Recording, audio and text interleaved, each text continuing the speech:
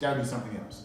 So what I discovered was there's some other reports that are being used in your underwriting and your approval process that you have no clue that are there. Now, if I can spend a couple minutes setting this up, did you remember that FICO at one time, the score would not be given to you by a creditor? Even though you applied, they would say, oh, your score is too low to get approved, but we can't give it to you. Yeah, You have to reach out and contact the credit bureaus, and they will give you a little teeny piece of paper that looked like they had ripped off of a piece of paper and said, call this 1-800 number. Yes or no? Yes. Yes. Okay, you walk away discouraged. Well, who is this score that they're talking about, right? What happened was so many people, citizens, got upset about that in California, and it was related to buying houses. No. They couldn't buy houses. So legislature in California decided we're going to push to find out how to educate the consumers about this score. And that's when the pie chart came out, because the FICO score is an algorithm that's proprietary, and FICO would not give it to consumers. They wouldn't even give it to the actual business owners, but they said they will sell the score to the credit bureaus and let the credit bureaus then what? Sell it to you.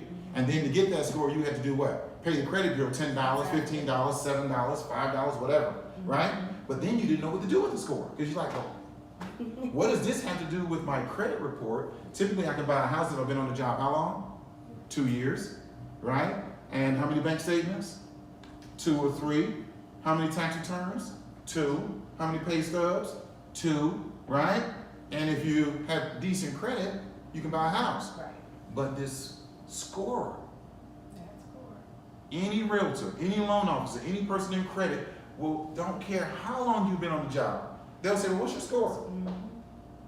And you'll be like, well, I've been on the job 5 years. I make $50,000, and I, you know, I got the money saved up. I got my tax returns. No. What's your score? You'll say, oh, my score is, and they'll go, why don't you go to this lender and get a pre-approval letter, then call me? Exactly. Okay? Now, the score, what is it? What is the score? It's not a part of your credit report. It is a part of your credit report, but it's not something that is native to the credit report. Yes or no? Right. Okay? It comes outside and lands on your credit report. It's an addition. It's an alien to your credit report. Who would have thought? Okay? The score is what they call a data report. A data report.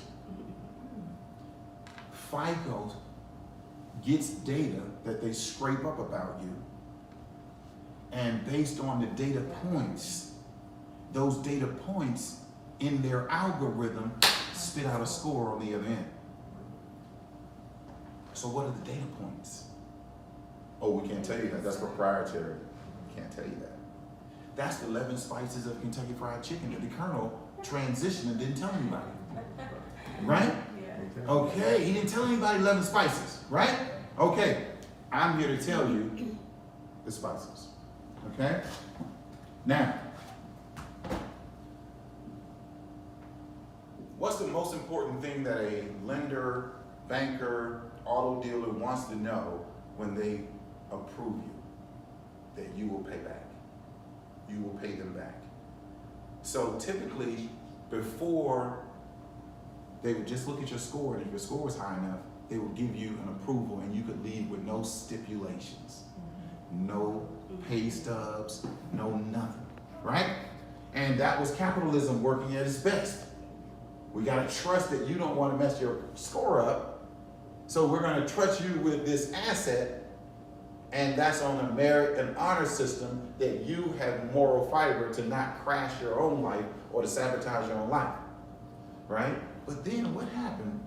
Have you seen the wave that now you'll go in with a good score and they'll say, well, I need you to bring 2 pay stubs.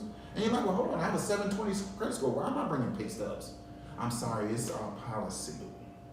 The word policy is just a way for people to get you to do something that you don't want to do. They'll say policy, right?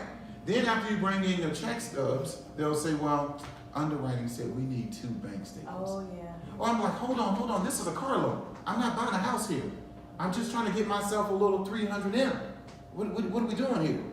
But now you're already so involved that you're already going down the rabbit hole. So you go and get what? Whatever they are. 2 bank statements. So is this capitalism at its best? No, this is collateralized approvals. I'm no longer basing it on the score because I don't trust your score to be correct because you do credit repair. You learn how to manipulate the score when, you remember mama said they didn't used to give it to you, right? And now that you know how to manipulate it, you are representing yourself or misrepresenting yourself to me because I don't know who you really are because you could have had credit repair with Gabriel Brown and now you look as good as anybody that's walking, but I still don't want to give it to you, okay? Now, they even have scores for your cities. Did you know that? No. Did you know your city has a score?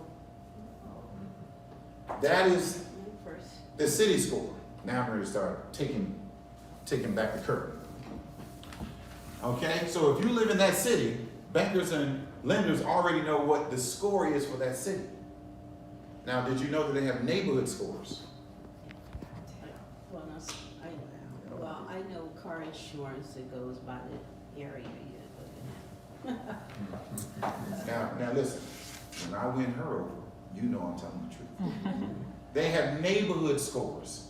So if you have a 720 in a neighborhood that has a 640, preferred lenders will not send pre-selection or pre-approval offers to that neighborhood. Why? Because the chances of someone in that neighborhood being worthy to give credit is slim to none. This is what analytics, data analytics provides to lenders. So when they do their